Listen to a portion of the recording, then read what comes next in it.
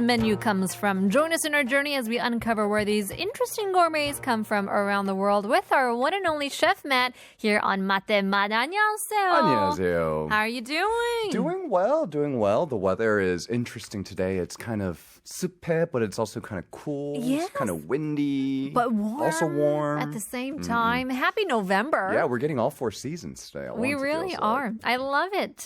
Good day to wear short sleeves and a sweater. Yes. So it's kind of like falling asleep with one leg out of the blanket. Yeah, that's a good way to put it. Well, in any case, hope you guys are enjoying the fall evening. Is it a little bit cooler than it was in the afternoon, or? A little bit, but it's still quite warm. I want to say it's still above 20 right now. 19. 19. Just dropped 1 degree. It seems like tomorrow is still going to be a bit warm, and then 금요일부터 비 소식이 있다고 해요. Yes, and the next week we're supposed to go down to the single digits. No! All right. Well, winter is quickly approaching. But in any case, 저번 주, last week, we talked about 식사 etiquette. A little bit of manners in the dining table. And before we get to the dining table as well. But in any case, I wanted to talk or ask about what our topic is for today.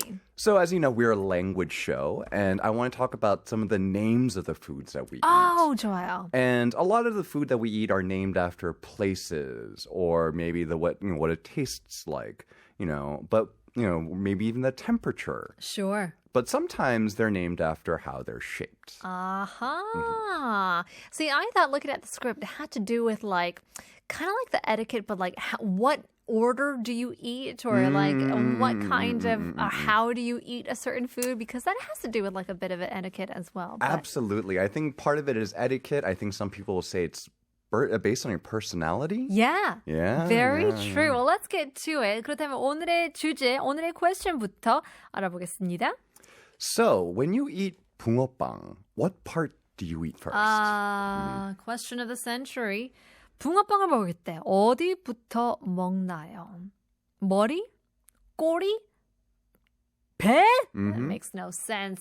Psychopath. Well, 배 is an option, and apparently there is a personality associated with that. We can get into that a little bit later in the episode, though. All right, well, let's get to it. 붕어빵, as winter is approaching, it is a snow day favorite. Love it. I don't like too much pat in mine. Some people will want a hefty, super filled 붕어빵. To me, I just want a little bit of bite. I'm with you right there. I find that the 반죽 part of 붕어빵 is what draws me in. Me too. 호두 과자도 마찬가지긴 Sure. 해요. But there are some people who are team filling. I think you'll find it's the same thing with cake as well. I think there are people who like the 빵 part of cake, people who like the frosting part of cake. Right. I like the 빵 part of cake. So do I. People who just eat frosting, to me, it's just so bizarre, especially the top part, because it gets hardened and it's a bit different from the cream filling. But some people like it. They do. All right, well, let's get to it. 붕어빵, crowd pleaser once again. Where did this come from? So 붕어빵 is, and it's no secret, it's originally a Japanese dish, but there's a slight difference. So this was a dish that was created in the early 20th century. Oh, I actually didn't know that this was from Japan. Oh, it is. Yeah. It's called taiyaki over there. Oh, okay. But there is a critical difference. So it's something that was developed in the early 1900s of the 20th century. It was known as imagawayaki, and then now it's known as taiyaki. Okay. And that's what happened when it got the fish shape. So before it was just round. And then it became taiyaki, which is the Japanese word for tomi, which is sea bream, but it's often mistranslated as red snapper. But you'll see it on a lot of menus, especially in higher end places, because it's quite an expensive fish here in Korea. I see. But, so it's based off of the tomi in Japan. Okay. In Korea, it's based off of the carp, aka 붕어 or 잉어. Is there an 잉어빵? There is, and there is a difference, and we'll get to that in a little bit. Okay. And so you can tell the difference, though, between a Japanese taiyaki and a Korean 붕어빵, because the one, it's shaped in, it has a curled shape. on the the fin? in the Japanese style, whereas the Korean style tends to be just straight. Okay. And that's the kind of main way you can tell the difference between the two. All right. Well, that's pretty cool. So taking a look at the history, over 100 years old. That's right. And it came to Korea about 90 years ago. Oh, okay. So in the 1930s is when it came over, but it wasn't nearly as available at first just because the availability of flour. Oh. So it was after the war. Once rations started coming in when 밀가루-based food started to become more popular. This kind of became popular in step with the rest of them. Yeah, but it's just such a street food. I mean, did this start as street food in Japan as well, or? I want to say so because a lot of foods did start as street food. Even like chobap, like sushi, like began as a street food. Oh, makes sense. It's on the go. Yeah, and so something that, especially like in front of like sporting events and different like kind of like was it events, they would sell it kind of like outside like a concession stand sort of thing. Not so it wouldn't be like outside like a train station, although it would be sometimes. Right. So this is kind of tied to like historical economical crisis as well. Yeah, and even today it's kind of used as like an index for inflation, but it really did kind of explode during the IMF crisis. Fried chicken and 붕어빵. Oh, I see. Because those are two things you could do. You could start up quite easily. Okay. You know, so not only consuming, but also starting up a business. Exactly. Okay. And even more so 붕어빵, because oftentimes you didn't even need a building. You could just do it in the back of a truck, right? Which is probably still the most common way to find them to this day. Yeah, well, I'm not going to have a 붕어빵 at a restaurant. Just doesn't taste good. Yeah, and then like there's like the feel 백화점 good. 붕어빵, which again, like it doesn't feel right. It's an oxymoron, you know. I mean, not really, but metaphorically. All right, 붕어빵. It seems like there is a particular order that we should eat it by. And once again, we're talking about personalities as well. We'll get to that in just a bit. But if you ask me, myself, I'm a 꼬리 person. Oh, interesting. Is it? 꼬리 first? 꼬리 first. Oh, no, I'm 머리 first. Are you? Yeah. The 꼬리 is best because it gives you the perfect bite twice. Interesting. So that's my reasoning for eating it last. Oh, saving because, the best. Yeah, 만족감이 더 높은 것 같아요 if you save it to the end. Normally, I'm the sort of type of person to eat the 맛있는 부분 first. But because a 붕어빵 is so small. Yes. And here's my other reasoning, is that generally there's more filling at the head. And so it becomes messier, I feel like, if you leave the head to the end. Yes. There's a higher possibility of it falling apart. Oh, there's strategy behind it. Yeah. The tail is more architecturally sound. Think it through. Well, in any case, once again, 붕어빵을 먹을 때 어디부터 먹는지 궁금합니다. 머리부터, 꼬리부터, 배부터, 어느 부위부터 드시는지 궁금합니다. 샵 1013으로 보내주시길 바랍니다. Send in your messages. In the meantime, here's Casey. 찬바람이 불어오네요. 찬바람이 불어올 때 붕어빵 먹어야죠. 맞아요. 붕어빵을 먹을 때 어디부터 먹는지 궁금한데요. For me, I said it's the 꼬리. 매튜님은 머리.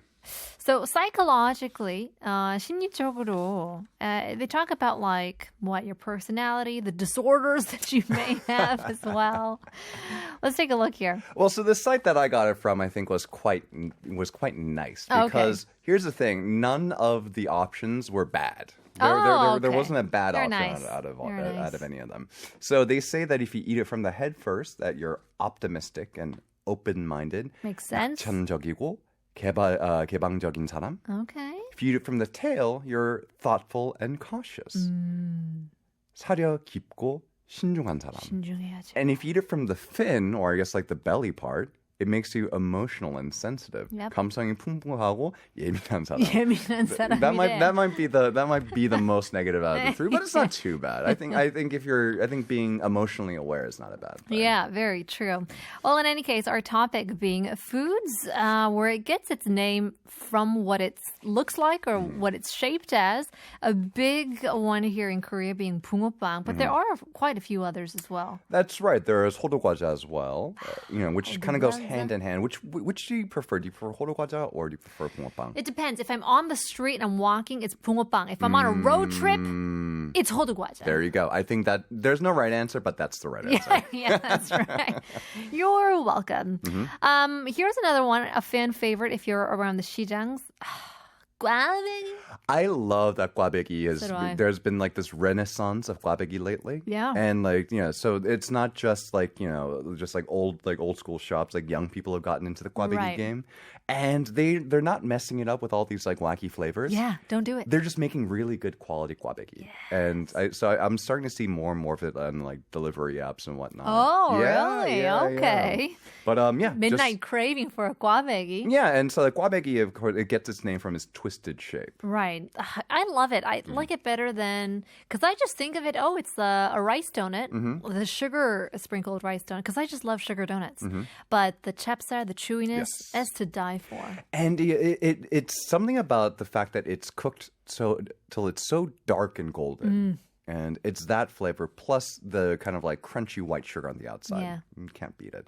And then you have another sweet, 공갈빵. I haven't seen these in a while. What is 공갈빵? Let me look that up. So 공갈빵, so it comes from the fact that it's hollow and the outside it's kind of like almost crackery. Okay. And on the inside, it's somehow magically coated on the inside with sugar. Wow. Oh, inside is sugar? I thought it was just plain. No. Yeah, well, some of them are plain, but the ones that are kind of like almost caramelized on the inside, yes. I always thought these were magical. Like when I was a kid, I had no idea how you'd make this. Yeah, how do you make this? Don't ruin the surprise. No, it's just very carefully. You just have to. It's all about getting the ratio and the temperature and the cooking technique. Was it down? Flour and sugar. That's all you need. 아, 그러네. 사진도 보여주시는데. Doesn't it look impossible? It how does. do you achieve something like that? How do you get the sugar on the inside? I don't know. How does it? How does it do that? I gotta look up a YouTube video. Figure that out. 공갈빵. Then you have 삼각김밥. Yep. So it's the only food name that shares a name with the type of underwear as well. I'm craving some Speedo. Which is interesting. I feel like that's I feel like that makes sense. Calling it like 삼각 and 사각. That's right. Like, yeah. like that makes so much sense. We should adopt that in English. A triangle kimbap. Yeah, triangle underwear and square underwear. I mean, saga kimbap was quite big on social media as well because people just started putting anything they want and making their own. That was a lot of fun. People did that with tortillas and all that kind of stuff. And then you have 동그랑땡, which is another word for wanja. I feel like this is the stuff that I used to have when I was a kid. Yeah, it's a meatball. It's a Korean meatball, basically. Right. Yeah, and so it's a 동그랑땡 or wanja. And so these are things that you can find inside soups, or sometimes they'll be on their own. They're often quite they're quite common on like 한정식 like 코스 menu too, right? Right. They'll be made out of sometimes like something kind of like exotic, like 꽝, like pheasant meat, or like 멧돼지. Wow. 동그랑땡. Fancy. And then you have 납작만두. I don't understand this. I don't get it. I mean, it's like a garnish for me. It's like maybe not even so much garnish. It's like imagine it like as a vessel in and of itself. Okay. The 납작만두 is, think of it like as like a pea or like a tortilla with meat in it already. But I mean, the meat is so thin anyway.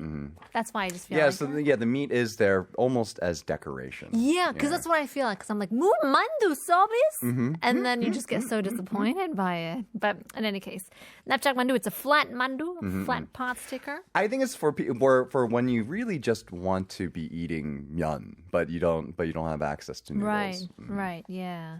Because you often get it with like tteokbokki as well. Sure. Just carbs and carbs. Yeah. And I think that's the thing. Like if you're ordering tteokbokki, is like you're ordering it because you're craving carbs. You know what? A couple days ago, I was craving pizza, and I went on the delivery app, and I was on a pizza page, and way at the end, it had a tteokbokki option, and I thought, interesting. I thought this was the dumbest thing because you know how places where they just mix random menus together, it can't be good. Sure. 시켜봤는데 너무 맛있더라고요. 그래서 피자 시켰긴 했는데 떡볶이 먼저 먹으니까 피자도 안 먹고. But I thought that was actually such a great idea. 왜냐면 기본적으로 그냥 떡볶이를 메뉴에 집어넣으면 무조건 시킬 것 같기도 해요. Sure. Whatever you order. 궁금해서. Like, 약간, I'm kind of craving 고기. 근데 밑에 사이드로 떡볶이 추천 메뉴 있어. 그러면 Sure. alright, like, hey, why not? Yeah, and I think there is one of two things, right? So I think the cynical way to look at it is just 그냥 막 they're just putting whatever just to sell it. But think about the other way. Maybe the owner is someone who really loves pizza and tteokbokki and couldn't choose between the two. So it's like, I'm going to sell both of them and 해보고 sell 싶었어. all of my favorite foods. Yeah. 피디님께서 느끼하니까. Yeah. Makes sense. I mean, it's the same like kind of idea behind like 튀김 and tteokbokki at the same time. Well, too, that's right? just the perfect combo. And like cheese and tteokbokki go together. You know. Yeah, I never was a fan of that. Really? Or like 제 친구 집에 가면은 친구가 뭐 마라 떡볶이, 로지 떡볶이, 치즈 떡볶이를 시키면 먹을 수 있는데 혼자 먹으면 오리지널이 최고인 것 같아요. You are a traditionalist. I am 전형적인 OG. So let me ask you this then. How do you feel about jjajang tteokbokki? I don't like it. Okay, interesting. Because I feel like that is also a variation that traditionalists will like. Oh, okay. Because it's kind of it has that sort of like traditional like 신당 떡볶이 kind of like, you know, original like flavor vibe to it. The 신당 떡볶이, is that the oil one? No, that's 옛날 떡볶이. Okay. Yeah, 기름 떡볶이, which I also really like too. With the gogi, I can have that. Yeah. I love that. I just like duck in general. Yeah. Duck in anything. So if you put duck in like chicken, I'm not saying like tteokbokki, but they'll like grill some duck while they're doing like the 갈비 or the chicken or anything like that. I will chuga the sari and it would replace the rice for me. I think so too. Like I think any time that there is an option, I'll take it. Yeah. And so I think it's also one of the things that my wife and I will experiment with the most in terms of just like, oh, 그냥 let's add a little duck to it. Yeah. Because I remember back in LA, there was a 차돌박이 barbecue 집, and 거기 쌈 대신 떡보쌈이었어요. 떡쌈이었어요. So really thin slices of duck is what you would wrap your meats and sauces into. And it was just so divine. And I came to Korea thinking that was a thing. It was nowhere to be found.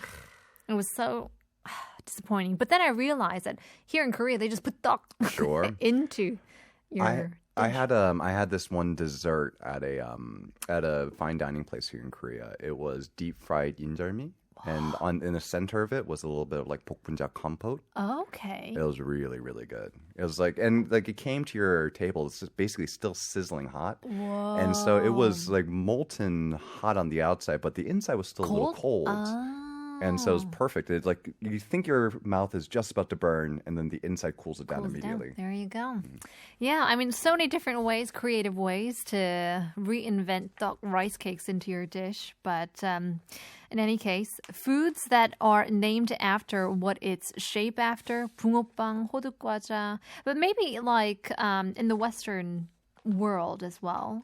That's right. So in the next part, we'll dive into the rest of the world, see what's named after the shapes, and like we're talking about, like how you eat certain things. And I feel like a lot of different cultures, they place a lot of emphasis on not only how a food is shaped, but how that dictates how you eat it as well. Yeah, because I think if it is weirdly shaped, like a steak that is weirdly shaped, it's not just like an oblong shape, then I'll start eating the edges first. But yeah, I don't know if that's the right way to eat it, or you're also supposed to cut a certain way as well. If it goes against the grain, then maybe, I don't know, it would hurt the dining process. But I don't know, to each his own, I guess. We still have a little bit of a time here, so let's get to maybe a pretzel, for example. Yeah. So I want to talk about a couple of foods that you might not realize are kind of shaped after things. So pretzels are an interesting one because it doesn't make sense if you think about it, but once you start to kind of pick it apart, you start to see it. The shape of a pretzel is of a person folding their arms like this. Right. And so apparently this was a thing, this was a church-based thing. The Catholic Church claims that a monk in northern Italy created pretzels for Lent, and that was the shape that people would pray in back in the day. Oh, really? I've never seen Were this, they though. serious? I've never that's the thing. I've heard the story ever since I was a kid. Oh, really? About the story of pretzels. I feel like it was like maybe printed on the back of some pretzel, like was a bag that I was eating. Okay. But I like in all the medieval like paintings and whatnot, and all of the old depictions of the Catholic Church, I've never once seen anyone praying by folding their arms. Yeah, that's weird. But you're saying the pretzel is the shape? I always thought the pretzel was the pretzel, and then now we just name the shape of a pretzel. So, okay, the name is, that's a little bit more complicated because it's not Italian, it's actually German, the term pretzel. That's right, that's right. And so it's that knot shape, but then not all pretzels are also knotted, and then you also have hard pretzels versus soft pretzels as well. And pretzel sticks. Yeah. And so there are basically two kind of like branching paths that pretzels took. The really dark, stiff pretzels, that's a more German technique of cooking them. Whereas the soft pretzels, that has more of those Italian roots of these so-called prayer breads. And again, I've never once seen anyone actually pray that way. Well, I don't know. Maybe they used it for, I don't know, communion or something like that, which would be more interesting than like the flatbreads we use. But in any case, foods named after the way it looks like or its shape. Stick around. More to come. We'll leave you guys with 박재정 헤어지자 말해요.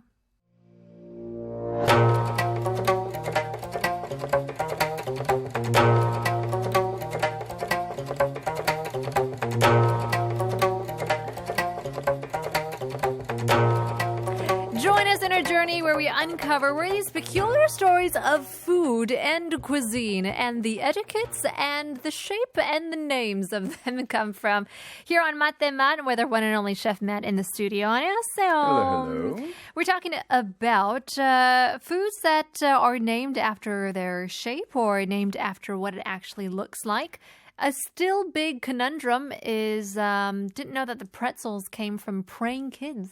And apparently, I don't know, but I'm not sure about that. But if anyone knows, please do chime in. So the first half of the episode, we were talking about foods named after their shape here in Korea. This next half, let's take a look at the rest of the world. 좋습니다. And the question I have for our listeners now is sandwiches. Do you cut them horizontally or diagonally? 샌드위치를 자를 때 어떻게 자르시나요? 삼각형 모양으로 아니면 직사각형 모양으로? 꽤 중요한 건데요. 왜냐면 when I didn't know better, I was like, just cut it in half, don't be fancy. And then I realized cutting it diagonally gave you a good first bite because it gave you a little bit of an edge. Right. But then I saw a video of Gordon Ramsay say, never cut a sandwich diagonally. And I was so confused. I didn't know what to do. This professional chef is telling me not to do what seems fancy. I think so. Here's the thing. Like, I think there are reasons to do it one way over the other, and I think it's a more complex question than I think people realize at first. It is. It is. Yep. So I think for a thin sandwich with the crust on, diagonally is the way to go. Like a peanut butter jelly sandwich, or like a light cheese sandwich, or a tuna sandwich. But if it's on square bread, right, and it's a thick sandwich. Okay. So imagine like a thick turkey sandwich. Right. Like you'll never get all of the ingredients in there perfectly square. Yes. You're not buying square lettuce. You're not buying square tomatoes. Right. And so if you cut diagonally, I think you run the risk of having these empty corners. Makes it worse. Yeah. That is true. I guess it depends. Like, so if I'm having like a baguette, like sub type of those types of those types of sandwiches, I think I'll just cut them straight in half too. Yeah, and I think if you're going to cut it diagonally, it's like only on a slight angle, right? You're not going to cut it the entire length. That's true. What a bite that would Yeah, I be. think at that point, you're just being, it's just being a little fancy. Yeah. Right? By giving it a little bias on the cut. That's true, yeah. But speaking of which, let's talk about those types of sandwiches because you might not realize it, but that type of sandwich is named after its shape. The sub sandwich is named after the submarine. Oh, makes sense. Yeah, because it looks like a submarine. 잠수함. Okay, so it's named the submarine, not the subway? Not the subway. Yeah. Okay. Because it does look more like a submarine than a subway. It does. Yeah, it's not quite squared off enough to be a So subway. the submarine came first, and then the sub sandwich came. Yeah, actually, you know, I imagine there were some variation, especially because baguettes and whatnot were around. But in terms of being like its own category of sandwich. Right. Yeah, I would say that probably the submarine came before the submarine sandwich. I like it. I feel like prior to that, just cold cuts and those things just weren't common enough for it to really have a name. That's true. I mean, I bet sandwiches just in general didn't look like sandwiches that we eat today. Yeah, back then, I mean, bread with stuff between them has always existed. Right. But in terms of like something that was like sold behind a deli counter where you had to name it. I put stuff together at home all the time. I don't name any of it. I only name it if I have to sell it. That's right. Mm-hmm. So, but this is a type of sandwich, the submarine sandwich. It's a sandwich that goes by many names. It can also be known as a hero. Yes. Or a hoagie. Yes. Or a grinder. Never heard of a grinder. Grinder is one. I don't think I've ever seen anyone in person actually call it a grinder in person. Yeah, even with hoagie and hero, it's basically off the TV screen or movie, something based in New York. Sure. Things like that. A sub is I feel like it's pretty universal. You just say it. And the statistics back you up on that one. So, and according to Google search trends, the term sub or sub sandwich 10 times more common than any of the other ones. Okay. And if you look at, apparently Google searches, you can break them down by region as well. So if you break them down by state, 49 out of the 50 states will search for sub sandwiches or sub shops versus hoagie, hero, or grinder, except one state. Okay. Philadelphia. Philadelphia, random. Philadelphia is a town that is famous for its sandwiches. It has a really big Italian-American population. Rocky's from there. The Philly cheesesteak is from Philadelphia. And they also have the roast pork sandwiches, and they also have their deli sandwiches, which they call hoagies. So if you are ever watching a movie and it takes place in Philadelphia and you hear someone talk about a hoagie, just know that it's basically a sub sandwich. So is there a technical difference between the sub, hero, grinder, hoagie, or is it just like the 빈대떡전 type of thing? A hoagie is just a sub. Yeah. The Oxford English Dictionary literally defines it as a submarine sandwich. Okay. And if the name of one thing is in your definition... That's true. Then you're just being stubborn. You're just absolutely being stubborn. And so, they're all regional. So Pennsylvanians, Philadelphians in particular, call it hoagies. The hero in New York is a little bit more specialized in the sense that, there's the meatball sandwich. Mm-hmm. I think the most common usage of hero is the meatball hero. Okay. I don't really like meatball sandwiches. I loved them growing up, not so much anymore as an adult. Like even Sloppy Joe? No, not Sloppy Joes. Specifically meatball sandwich. Like an Italian red sauce with mozzarella cheese and meatball. Like I loved it when I was a kid when I didn't care about making a mess. Yeah, okay. Now it's too 귀찮아 to eat. Yeah, because I understood like chili cheese anything is my favorite. But that's like a completely different menu really compared to meatball sandwiches.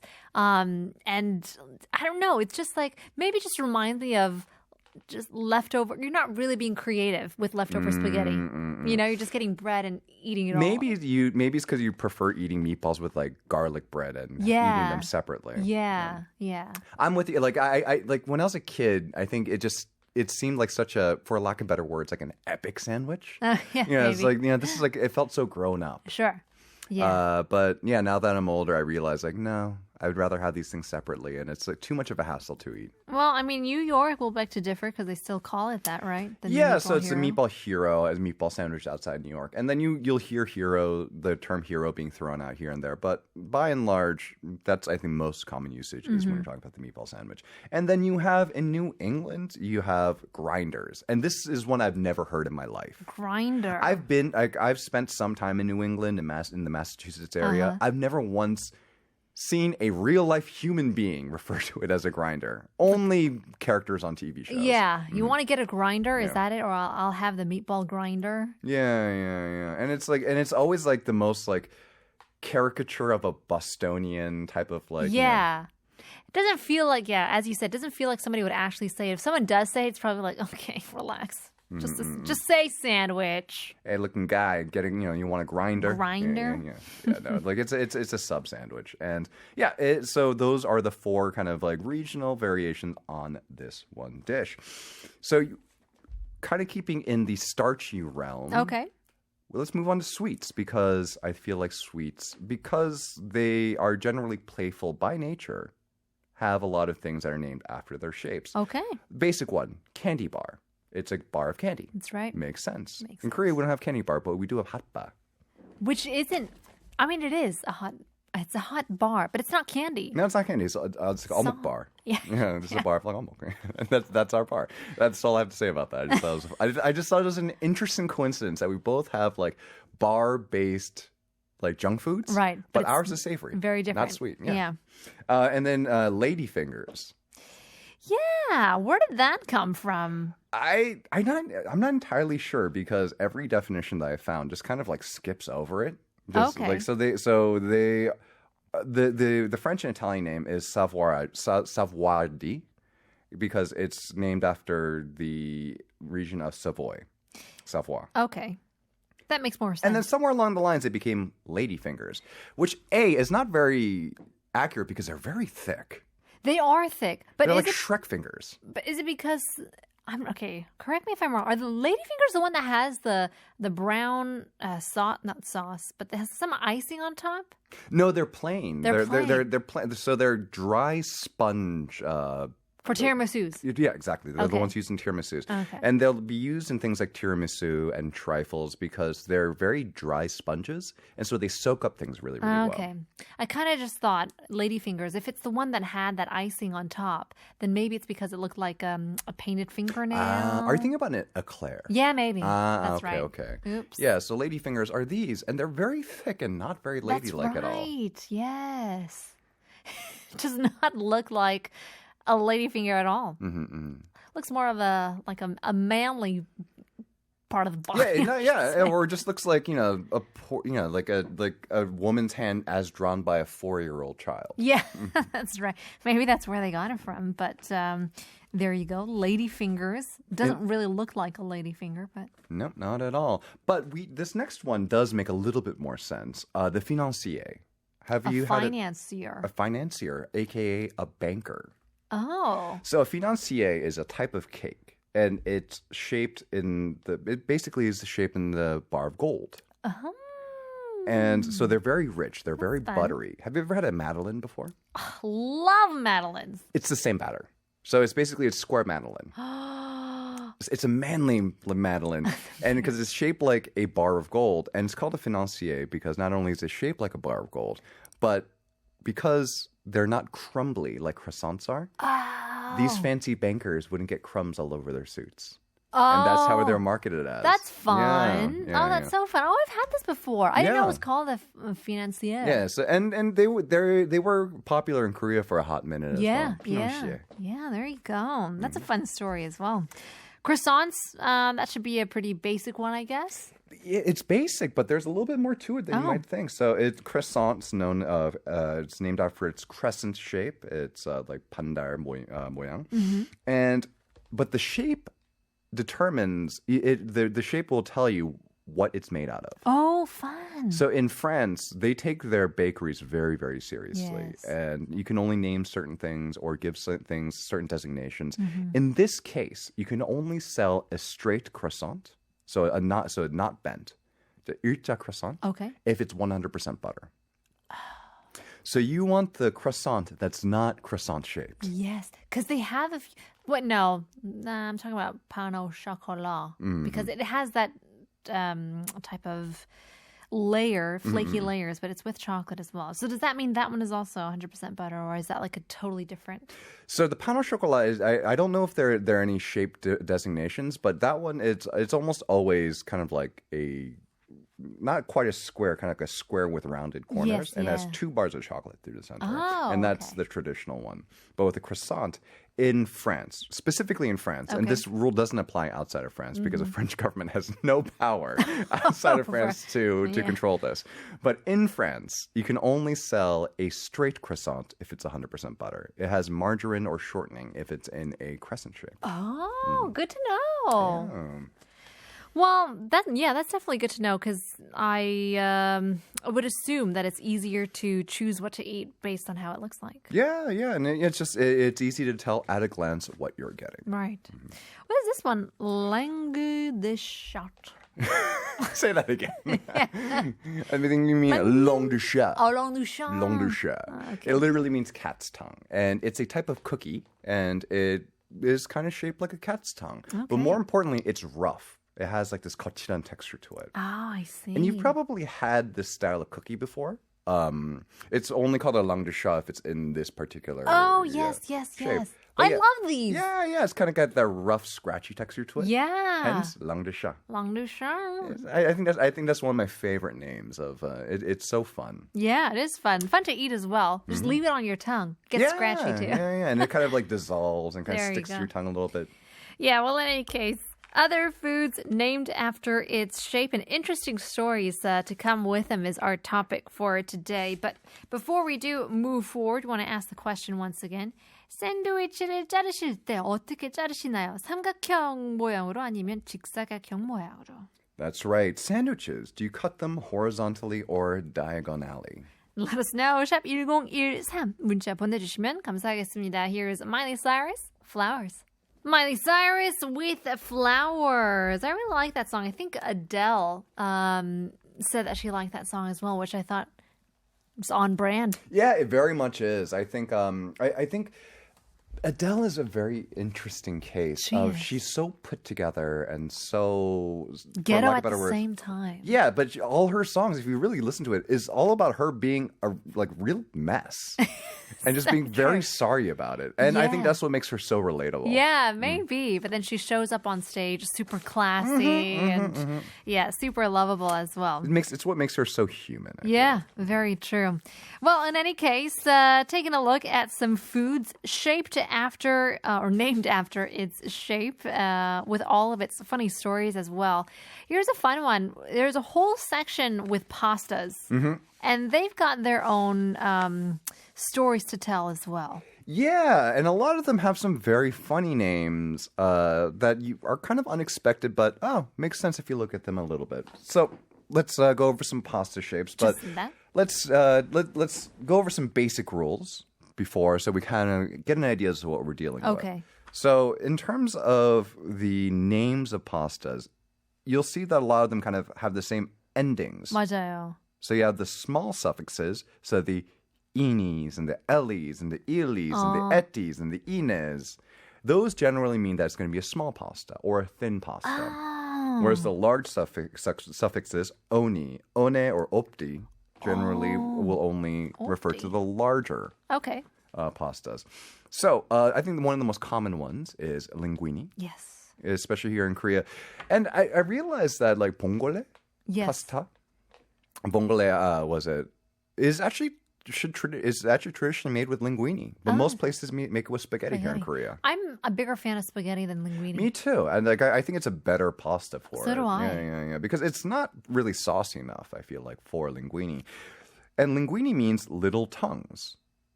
Little tongues. Doesn't really make sense. It doesn't. Yeah, I don't see it. Yeah. But this next one might make a little bit more sense. Capellini, a.k.a. angel hair pasta. Angel hair's my favorite. This one is a good one for a thinner sauce too, because the noodles themselves are so thin. Yeah. They bunch up together and they gather so much sauce. Yeah, they do. Capellini. Capellini. It literally means fine hair. I like it. And then you have the more poetic angel hair in English. Right. Cavatappi means corkscrew. And this one kind of came out of nowhere. So there are literally hundreds, if not thousands, of shapes of pastas. You know, the ones we see at the grocery 맞아요. store are only a very small fraction of Yes. what we see because, honestly, if you can imagine it, you can make a pasta out of any shape. Anything. Cavatappi was kind of like a very Italian, very localized pasta. And then they realized it made for really good mac and cheese. Yes. Any like summer salad type of 그런 파스타 간편하게 먹을 수 있는 것 같아요. Something you want like a big forkful of at one time. Yeah. Because actually, I do eat a lot of my pastas with chopsticks. Yeah, same here. I also eat my potato chips with pasta, with chopsticks as well. Smart move. Yeah. Anything bite-sized. Keep those fingers clean. Exactly. Is perfect for 젓가락. Here's a fun one. I didn't know. Farfalle. Mm-hmm. That's the only pasta really that I know the name of.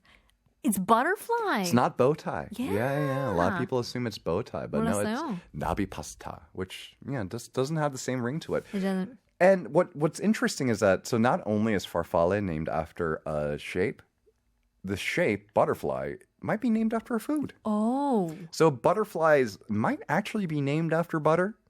So here's the thing: What? like when we come at names and foods, I say might be a lot. Yes. Because no one really knows, because to find out these things, you would have to basically get a PhD in terms of how much research you would do. And no one is going to fund that. Yes. No one is writing any grants Where do butterflies come like from? no one is getting their doctorate from this research.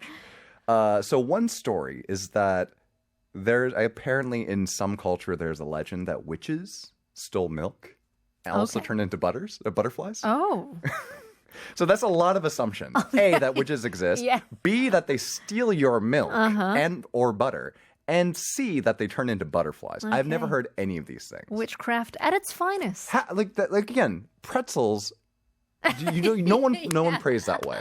And stealing milk is not part of any witch story I've ever heard in my life. It's just one guy that was bored, made a bunch of these stories up, put them up online, and to his success, we're talking about it on live radio. Either that or somebody kept on drinking the milk without telling the rest of their family. And then it's like, a witch took it. Witch. The blame game as well. But apparently, I guess it was enough of a thing, maybe in Germany, because there are old German names, including Butterlicker, which means butter liquor. Or Milchdieb, which means milk thief. Okay. And in present-day German, there are two words for butterfly, one of them being Schmetterling, and Schmetter is theorized to have come from schlagen, an old German word for butter. What if it's like 밥도둑 같은 그런 느낌? Because if it's too salty, then you just want to eat all the rice. But then why is the insect tied into all of this? Because the insect doesn't go well with toast. Yeah. I'm not sure. But in any case, 덕분에 너무 즐거운 시간, 알찬 시간을 보냈습니다. Learned lots about all the food named after its shapes and sizes and the interesting stories behind them. But in any case, Matthew, once again, thank you so much. We'll have to see you again next week. See you then. We'll leave you guys with that. Hope you guys have a great week ahead. We'll have to see you again tomorrow. 여러분, 안녕히 봬요.